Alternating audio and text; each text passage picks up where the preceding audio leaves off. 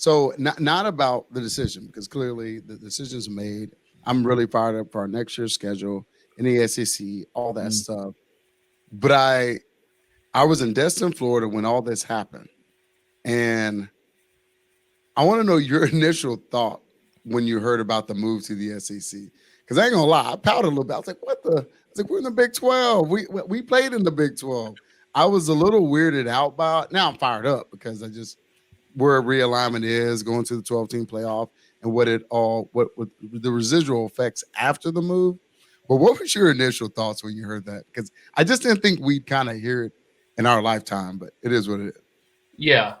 Well, I think first of all, I think Texas was ahead of the game, right? Kind of seeing what was going to happen to college football and being ready to make that move. Like I personally, I kind of thought we'd go to the Big Ten.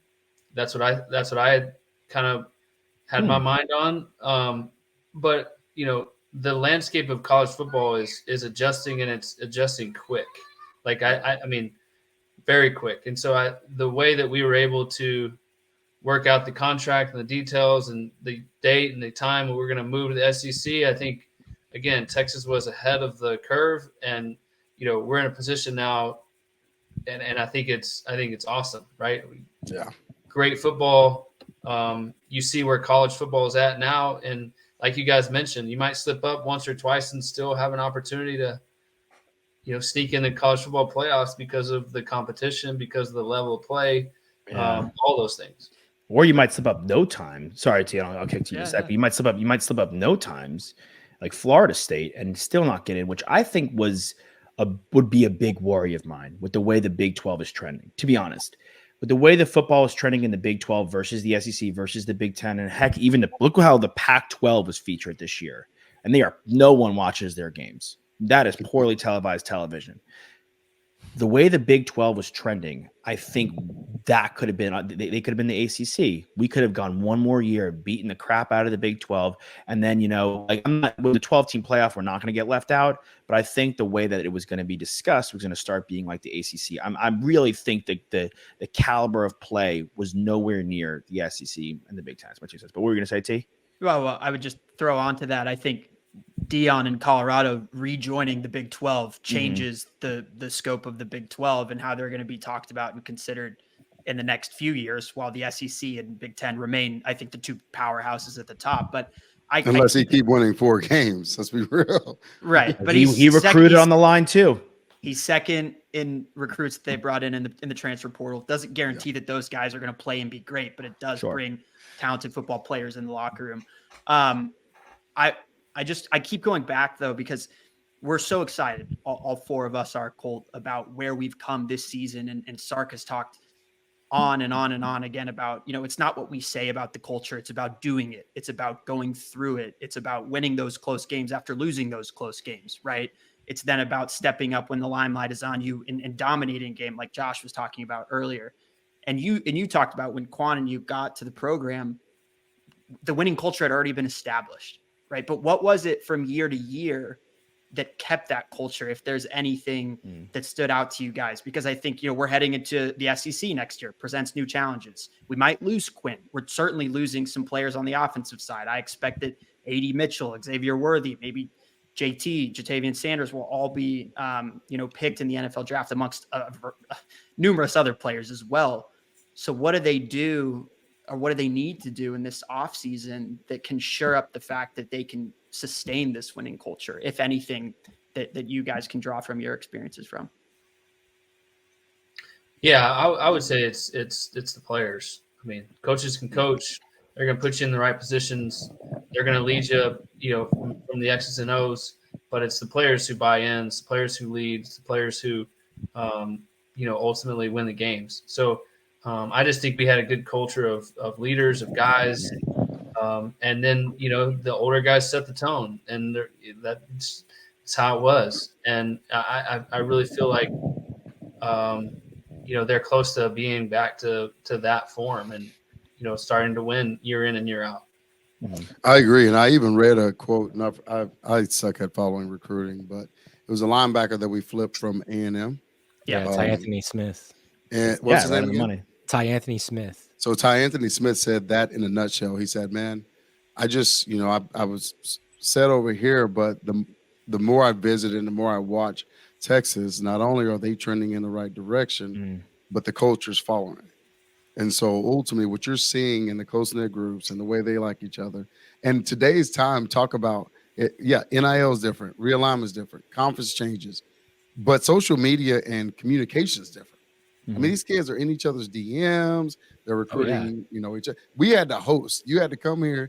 We'd host you, and then it'd work itself out or not. No, dude, they're recruiting as much sometimes as their coaches. You see Stewart, he knows Cook pretty well. I mean, there's so many ways that they're communicating and letting guys know. I mean, as we all say, there's no better, mouthpiece than the guys in the program. And unfortunately, we went about 8 years of the guys in the program saying, pump the brakes. This place is not what you think it is versus now, singing from the top of the mountain. So I think that's how you do it. And I think you do it in recruiting. Well, I think we went a few years of we just literally had a discussion about the stars that don't matter. And we went after that stuff. Now, very similar to Coach Brown. Coach Brown may not have been a first choice, but he was the right choice. Sark may not have been the first choice, but he was the right choice. And I think we're doing that from a player standpoint too. You talk about two-way boys on here. We're two-way, and I get it all the time. How in the world did you get recruited to Texas going to a two-way school? Coach, I'm sure you do the same. But Coach Brown, he would always get the best fits and the things that he was looking for in players, and that's why Colt, we're a part of one of the winningest 4 years span of Texas history because it was the right fit, it was the right coach, it was the right leadership, and just all those things were aligned for us. So I think that's how they continue to do it. And Q, you hit the nail right in the head. I mean, I saw on Instagram that Xavier Philosome, who flipped from Florida over to Texas, the 5-star safety, he was on Instagram Live, and then Colin Simmons joined him. And they're just going back and forth, getting all pumped up, and they're saying together, like, if you want to win, come to Texas. And then Xavier said, are you going to be in early enrollee this year? He goes, oh, yeah, I'll see you there. And so, like, they're already excited, like, getting this relationship going before they even met and been on campus.